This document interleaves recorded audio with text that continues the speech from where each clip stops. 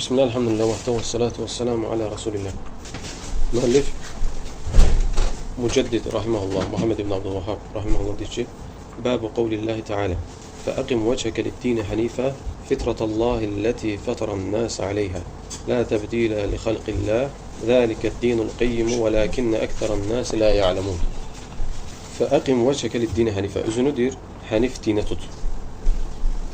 Fitratallahi'llati fataran-nas aleyha, hansı ki, deyir, Allah subhanahu ta'ala onu fitrət olaraq seçmişdi insanlar üçün. Lə təbdilə li xalqillah, Allahın deyir, məxluqatını da, yaratdığını da dəyişmək mümkün deyil. Zəlikə dinul qayyim, bu qayyim olacaq, yəni ki, orta yolda olacaq dindir, daim orta yol tutacaq dindir. Və ləkinnə ekseran-nas la ya'lemun, lakin deyir, insanların çoxusu bunu bilmir. Şeyx Salih Fovzan ayənin davamlarını da gətirir, ardını da gətirir, tam oxuyur, yəni ondan sonraki ayələrdir ki, munibinə ileyhi vəttəquhu və aqimussalata və la takunu minəl müşrikin minəl-ləzīne fərraqu dinəhum və kanu şi'an kullu hizbin bima ladeyhim farihun. Yəni bu ayələrin əvvəlindəki ayələrdir bunlar. Yəni üzünü o cür dinə ki, ona yönəl. Allahdan qorxun, namaz qılın və müşriklərdən olmayın. O müşriklərdən ki, onlar dinlərini parçaladılar və onlar şii oldular. Yəni tərəf seçdilər. Və hər hizbdədir, hər parçalanan da özündə olanla fərəhlənər. Şeyx deyir ki, burada Allah Subhanahu taala deyir, peyğəmbərinə əmr eləyir. Bu əzəmətli ayədir. Nəyə əmr eləyir? Hənif dinə üst tutmaq. Və deyir ki, fəəqim vəchəkə, üst tut. Üzünü, yəni bu dinə tut, əmrdir. Burada fəəqim vəchəkə, üst tut, yəni əxlis əmələkə, yəni niyyətində ixlaslı ol deməkdir. Əsləmə vəchəhu, necə ki, başqa yerdə gəlib, əsləmə vəchəhu, məsələn, ayə necə gəlib, bələ mən əsləmə vəchəhu lillah və muhsi fələhu əcruhu ində rabbi fələ xawfun aleyhim və ləhum yəhsənun. Üzünü Allaha təslim edib və yaxşı iş görən, onun əcri öz Rəbbi yanındadır. Ona qorxmayacaq, nə də üzülməyəcəkdir. Burada şeyx deyir ki, eyni mənadadır. Fəəqim vəchəkə lid-din və yaxud da əsləmə vəchəhu və yaxud da üzünü təslim etmək və üzünü dinə yönəltmək, yəni ixlaslı olmaq. Mənası o deməkdir. Üst tutmaq, dinə üst tutmaq və ya dinə təslim olmaq, ayələrdə gələn mənası odur ki, ixlaslı olmaq. Və əxləs əmələhu əydən minəl bidəi vəl muhdəsat və həmçinin öz əməllərini bidətdən və yeniliklərdən ixlaslı etmək. Və izə iştəmə hələ şərtan, əgər bu iki şərt cəm olarsa, ixlas, Allah üçün ixlaslı olmaq və Rasuluna əməllərdə tabi olmaq, intəfə anil əməli şirk, artıq şirk əməlləri bitmiş olar insanda. Və intəfə anhul ibtidə minəd fiddin və dində olan bidətlər insanda bitmiş olar. Fəəqim vəchəkə lid-din, üzünü dinə yönəlt, üst tut dinə, yəni ki, əd-dinul ləzi əmərəkəllahu bihi, yəni Allahın sənə əmr etdiyi dinə. Burada İslamdan söhbət gedir. Qayyim sözü isə ayədə gələn qayyim sözü mənası odur ki, dinin vəsfidir. Əl-mu'tədilul ləzi leysə fihi ğuluvun və la leysə fihi təsahulun. İçində heç bir quluv, yəni həddi aşmaq və yaxud da səhlənkarlıq olmayan orta bir şey deyilir, qayyim. Və bizim dinimiz də iki tərəfin arasındadır. Tərəfəl ifrat və təfrit. Nə ifrata varmırıq, nə də təfritə varmırıq. İfrata varmaq nə idi? Keçən dəfəki dərslərdə keçdik ki, sahabələr gəldir, mən gecəni namaz qılacağam, yatmayacağam. Oruç tutmaq, yəni o cür ifrata varmaq olmaz. Çünki Allah nə deyir? "Və enne hadi sırat müstaqimən fəttəbi'uhu." Bu mənim doğru yolumda, ona tabe olun. Başqa yollara tabe olun. Allahın yolunda isə ifrat, təfrit eləmək olmaz. Ayədə gələn hənif sözü isə "El-muqbilu alallah, el-mu'ridu amma siva." Keçən dərslərimizdə keçmişdi. Allaha yönəlib ondan qeyrilərindən üz çevirməkdir. Amma fitratallahi'llati fataran-nas aleyha. Bu Allahın qoyduğu bir fitrətdir, hansı ki insanlar üçün qoyub. Yəni enne hada din və hada İslam. Yəni bu İslam və din. Allah dini, İslam dinini fitrət adlandırıb, fitrətdən. Fətra yox, fətra başqa şeydir, fitra başqa şeydir.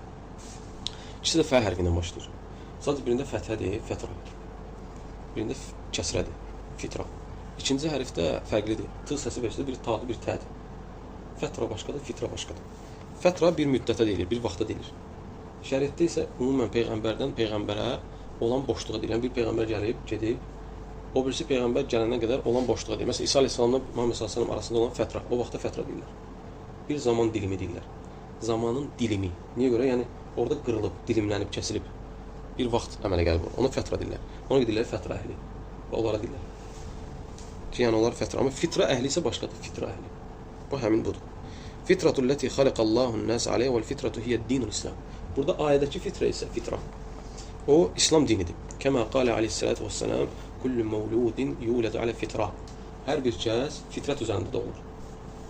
Bu ayədə gələn bayaq dediyimiz fətra yox. Fətra başqa şeydir.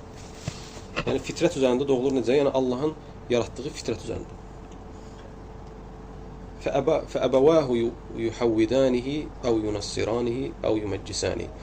Sonra onun valideynləri onları ya Yahudi eləyir, ya Nəsrani eləyir, ya da Məcus eləyir. Görürsən, demədi, onları müsəlman eləyir. Fitrət üzərində doğulur nədir? Yəni müsəlman doğulur. Niyə görə onu Yahudi, Nəsrani, Məcus edir? Yəni müsəlmanlıqdan, fitrətindən çıxardır insanı. İnsan fitrəti müsəlmançılıqdır, yəni İslamdır. Fəl-əslu fil-insan ənəhu muslim. Yəni insanın əsli müsəlmandır. Fəl-validəhu yuğayyirani fitrətəhu. Və valideynləri də onların fitrətini dəyişir. Şeyx Salih Əli-Şeyx deyir ki, mə'nəl fitratu fi qavlihi fitratallahi fətərən-nəs aleyhə. Yəni bu ayədə gələn fitra sözünün mənası, bəzi alimlər deyib ki, və səhih olan da budur, 3 dənə qövl zikr eləyəcək şeyx. Birincisi odur ki, və səhih olan da odur, əl-İslam və təvhid. Yəni Allahın deməsi ki, bu Allahın fitrətidir, insanlar üçün bunu fitrət edib. Buradakı məna İslam və tövhiddir. Və o da səhih olan da 4 vəcdən.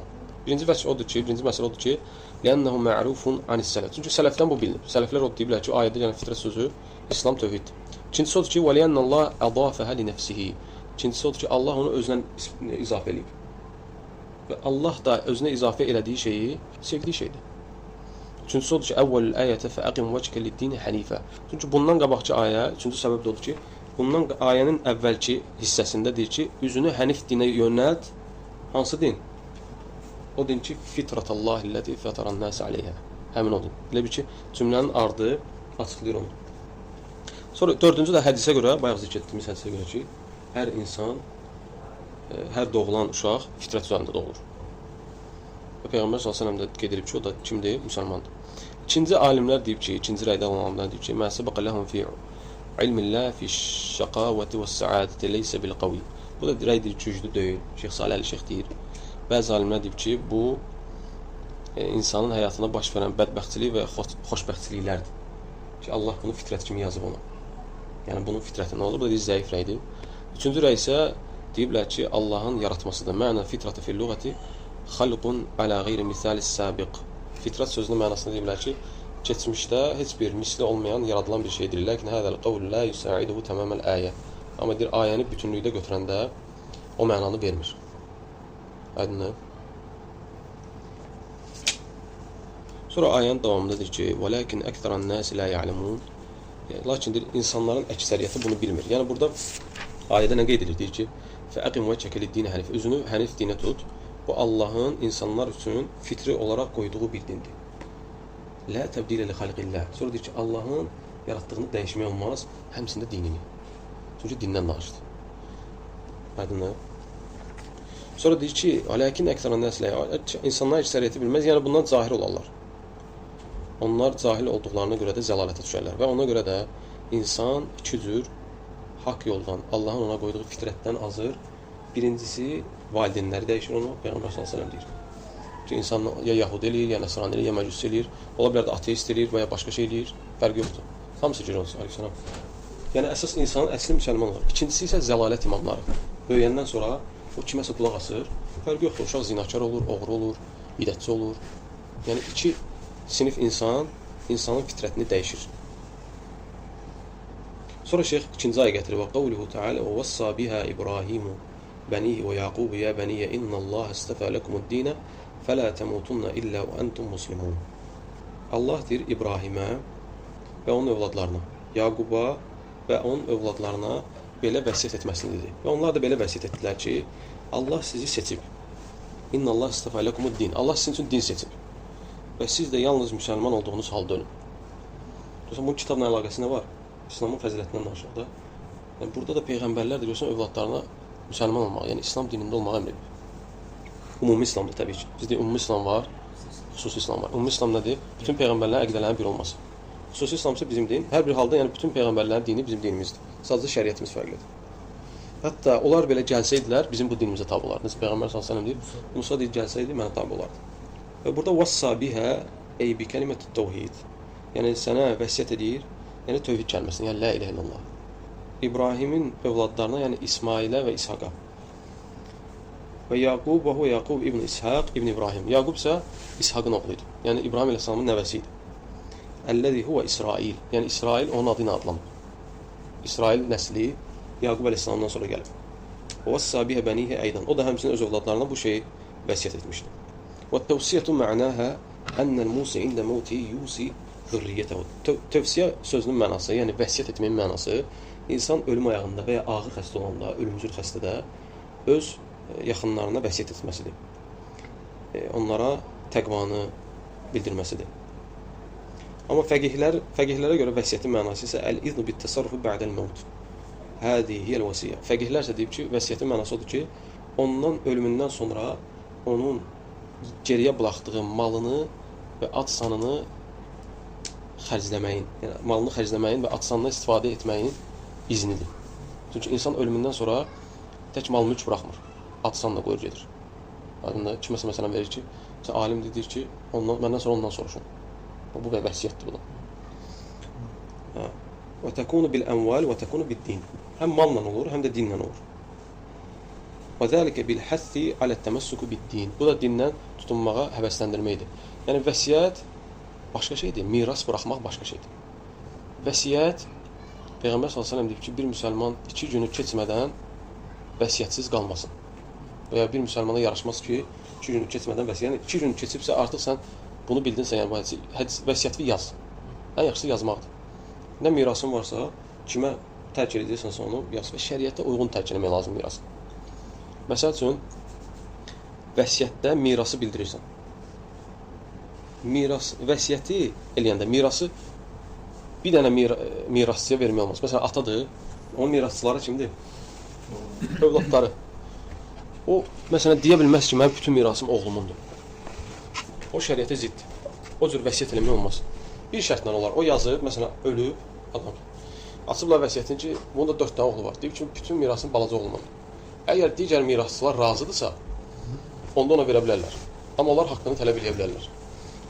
İkincisi odur ki, haram şeyə vəsiyyət eləmək olmaz. Məsələn, deyib ki, mən öləndən sonra aparım filan pozun qadın var, verin hamısına, olmaz onu verin. Yəni, harama vəsiyyət eləmək qəbul olunmur. Çünki vəsiyyətinə əməl eləyib. Lazım deyil, o vəsiyyətə əməl olunmur. Və üçüncü şərt də odur ki, insan ağır xəstə olarsa, ölümcül xəstə olarsa, malının 1/3-dən artığını vəsiyyət edə bilməz. Amma sağlamlıq vaxtında gedilər. Çünki sahabə gəlib Peyğəmbər s.ə.v yanına deyir ki, ya Rasulullah, ağır xəstə olub. Malımdan deyir, vəsiyyət eləmək, miras qoymaq istəyirəm. Mirasın üstü götürüləcək, deyir, vəsiyyət eləmək istəyirəm. Peyğəmbər s.ə.v deyir ki, yarısını eləmək istəyirəm. Deyir, çoxdur. Deyir, onda 1/3-ni. Deyir, 1/3 də çoxdur, amma yenə də olar. 1/3-ni icazə verir. Yəni, insan ağır xəstədirsə, burada bir dənə şərt var, ağır xəstəlik. 3/1-dən artığını verə bilmir. Çünki ağır xəstəlik odur ki, ölüm yaxındır. Və o yerdə qalan mirasçıların payıdır. Sən elə bir ki, olan yerini paylayırsan. Amma həyatda sağlam olarkən, malının hamısını xərcləyə bilərsən. Sənin ixtiyarındadır. Aydındır. Və mirasçıya vəsiyyət olunur. Vəsiyyət mirasçıdan kənar olur.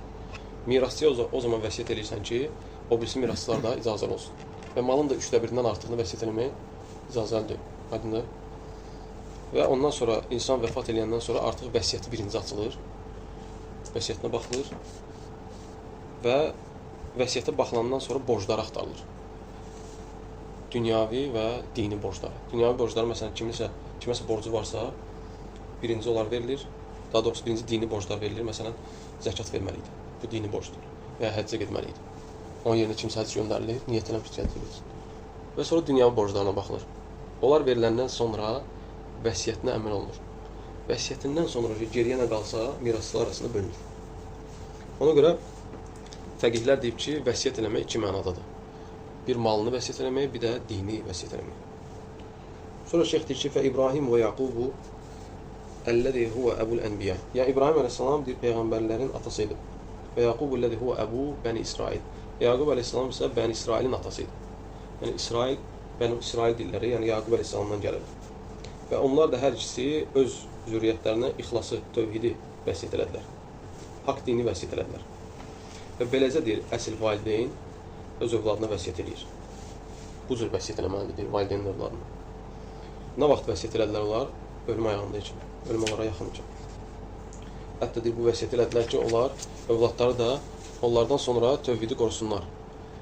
Və Peyğəmbərin deməsi ki, yə bəniyyə ayədə gəlir ki, yə bəniyyə deyir. Bu bir nidadır. Yəni, ey evladlarım, innallah istəfə ləkumud-din. Allah sizin üçün din seçib. Yəni, tövhidi sizin üçün seçib. Çünki onlar Peyğəmbərlərin övladları idi, Peyğəmbərin zürriyyəti idi. Və onlar dindən tutunmağa daha birinci layiq idilər. Onlar dindən tutunmasaydılar, onlardan sonra hamazlıca idi. Və çünki siz örnək olacaq cəmaata. Sizin ən vacib tutunacağınız, sizə ən güclü buraxacağınız vəsiyyət odur. Ona görə Peyğəmbər s.ə.v nə deyir? Peyğəmbərlər miras buraxmırlar. Məsələn, onlarda dünyavi miras olmur Peyğəmbərlərdə. Hətta başları ona qarışmasın övladlar. Çünki atalarının gətirdiyi nə idi? Dini miras idi. Və dini mirası da onlar qorumalıydılar. Ona görə də ən böyük vəsiyyət onlara eləyəcək və insanın da övladına ən böyük eləyəcək vəsiyyəti tövhid, la ilahe illallah gəlməsidir, dindir. Və o mirası da daşıyanlar olur. Necə deyib Peyğəmbər s.ə.v? Əl-uləmə vərəsətul ənbiyə. Alimlər Peyğəmbərlərin mirasçılarıdır. Və onlardan öyrənənlər də o mirasdan pay götürənlərdir. Fələ təmutunna illə və entum. Və deyir ki, yalnız müsəlman olduğunuz halda ölün. Hədi vəsiyyətu bit-təməssük bid-din iləl-məmət. Məsələn, özü ölüm ayağındadır. Onların da ölümə qədər olacağı şey deyir onlara. Yalnız deyir, müsəlman aldığınız halda ölün. Həm ölümü xatırladır, həm də deyir ki, İslam dindən tutunur. Və deyir, bu da o əmr etdiyi şeylə onların əməl etməsi idi. Nə idi? Dini əmr etmişdi. Sonra deyir ki, burada mənası odur ki, və entum muslimun, yəni muslimunə lillahi bit-təvhid. Allaha təslim olar, yəni tövhid ilə Allaha təslim olar. Buradakı İslamdakı məna tövhid mənasındadır. Yəni Allahı təkləşdirərək. Və o da bütün rəsulların dini idi. Necə hədisdə gəlir, İnnə əhədəkum lə ya'məlu bi'amələ əhlil cənnə həttə mə yəkunu beynə və beynə illə zira. Peyğəmbər s.ə.v deyir ki, çünki burada ölümdən danışır və Peyğəmbər s.ə.v-in hədisini gətirir Şeyx Salih Fovzan ki, həqiqətən deyir, sizlərdən biri cənnət əhlinin əməlini eləyər. Onunla deyir, ölüm arasında bir dirsək qalar. Və deyir, onu kitabı qabaqlayar, yəni əməl kitabı. Və cəhənnəm əhlinin əməlini eləyər, ora daxil olar. Yəni, təsəvvür, insan ömrünün axırına zahirən görsənir ki, cənnət əhlinin əməlini eləyir. Və ölümdə bir dirsək qalıb, yəni az qalıb. O bir dirsək müddətində cəhənnəm əhlinin əməlini eləyir. Onu elədiyinə görə də cəhənnəmə düşür.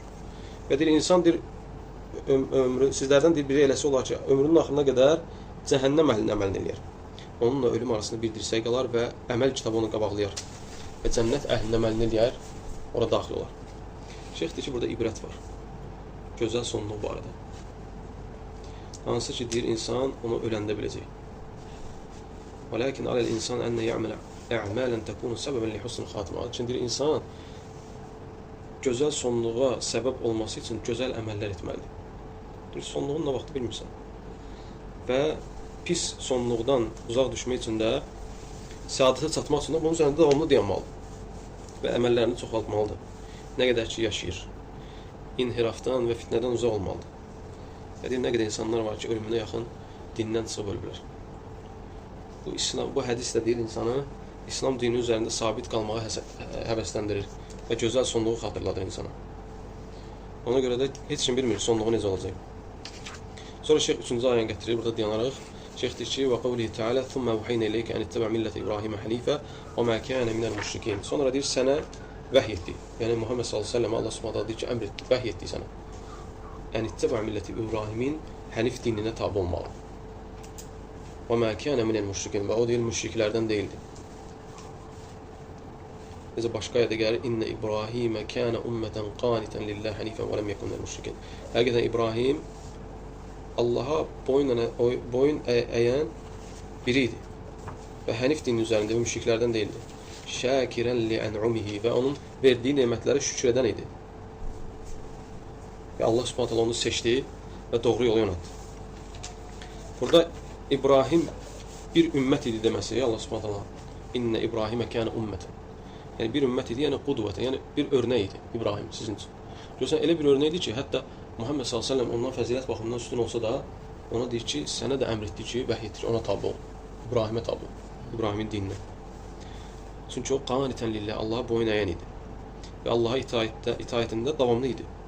Və hənif din üzərində idi. Yəni, Allaha yönəlmişdi. Və müşriklərdən deyildi, həmçində onlardan uzaq idi. Və Allahın nemətlərinə şükür edərdi. Və bu ayə də Şeyx deyir ki, Nəhl surəsində gəlib. Lənnə Allah zəkərə fi hədihi surəti, surətun Nəhl, النعمة وعددها ولذلك تسمى النهل بسورة النعم. Ona görə Nəhl surəsi də nemətlər surəsi adlanır. Bir adlarından biri odur. Çünki burada nemətlər zikr olunur. Sən deyir, nemətlərini şükr edərdi İbrahim Aleyhisselam və digər nemətlər də zikr olunur. لأن الله عدد فيها النعم ليشكرها لعباد. Allah orada nemətlərini ona görə sayır ki, qullar onlara şükr etsinlər. Çünki nemətin qalmağın ən birinci başlıca səbəbi, yəni insan neməti əlində necə saxlaya bilər? Onun qədrini başa düşməklə. Bir nemətin qədrini başa düşməyi və o neməti əldə qorumağın səbəbini bilmək, o nemətin əldə qalmasının böyük səbəbidir. Yəni, sənə Allah Subhanahu nə verir? Məsələn, namaz neməti. Nə qədər insanlar var, belə baxırsan, deyirsən ki, Subhanahu, bu namaz qılmır, biz nemət içindəyik. Bunu başa düşürsən. Yaxşı, sən namazın nemətinin şükrünü necə verəcəksən? Ona şükür eləməklə və onu qorumaqla və daha da gözəlləşdirməklə. Çünki nemət nə vaxt əldən gedir? İnsan onu xatırlamayanda, insan onun şükrünü verməyəndə, onun qarşılığını verməyəndə, mal necə əldən çıxır? Düzgün yerə sərf olunmayanda. Var ya, adamın əlində pul var, say baxımından çoxdur. Amma bərəkət yoxdur. Niyə görə? Çünki halal yerə xərcləmir. Və onun şükrünü vermir. Şükrünü necə verəcək? Halal yerə xərcləməklə. Yəni iki səbəb var. Bir şükrünü verirsən, bir də o verilən neməti olduğu kimi doğru yerə xərcləyirsən və onu artırırsan. Sonra deyir ki, "Thumma awhayna ilayka", sonra sənə deyir vəhy etdi. Bu deyir peyğəmbərimiz Muhammed sallallahu əleyhi və səlləmə olan xitabdır deyir. Diqqətli ol. Allah Subhanahu deyir ki, sənə vəhy etdi nəyi? Hənif İbrahimin dininə tabe olmağı. Təsəvvürlə deyir, ulul azm peyğəmbərlərin ən üstünləri 2 dənə. Peyğəmbərlər nə qədər peyğəmbərlər sayır? 124 min. Onların içində 5 dənəsi ulul azmdir. Yəni ən uca məqama çatan peyğəmbərlərdir. Onların içində də ən üstünləri Muhammed sallallahu əleyhi və səlləmdən İbrahim əleyhissalamdır. Və onların arasında olan Allah Subhanahu ilə münasibət edir ki, sənə deyirəm ki, İbrahimə tabe ol. Allah Subhanahu ona deyir. Yəni İbrahim sən keçən yolları keçib. Ona tabe ol. Baxmayaraq ki, sən ondan üstünsən. İbrahim əleyhissalam peyğəmbərlərin atasıdır, ona tabe ol. O tövhidin bayraqdarı idi, ona tabe ol. Başa düşdün? Ləmmə vəsəfəllah İbrahim bihəzi sifət azimət ləti zikrat. Və Allah Subhanahu deyir bunu, onu əzəmətli bir sifətlə zikr elədi. Təsəvvür elə Allah Subhanahu sənə adını çəkir Quranda. Allah Subhanahu yəni İbrahimin adını çəkir. Və deyir ki, ona tabe ol. Ona görə deyir, müsəlman ümmətinə vacibdir ki, İbrahim əleyhissalamın dininə tabe olsun. Allah Subhanahu nə qissələr deyibsə Quran-Kərimdə, nə peyğəmbərlər haqqında danışıbsa, nə əzaba düçar olunan qövmlər barədə danışıbsa, hamısı bizim üçündür. Peyğəmbərlərdən danışıb ki, yəni onların elədiyini eləyək, əzaba düçar olanlardan danışıb ki, onların elədiyini eləməyək. Əslində onların içində də əmrlər və qadağalar var. Burada deyənək, ondan sonra Şeyx hədislə davam edəcək bu babı. Bu babın adını bəzi alimlər deyir ki, İttiba'us sünnədir. Şeyx burada deyir, ad qoymasa da baba ayə ilə başlayır. Əslində deyir, bu ayə sünnəyə tabiçilikdən danışır. Cənab Sürücü hədislərdən başlayır. Subhanəkələm, bihamdük, şələm.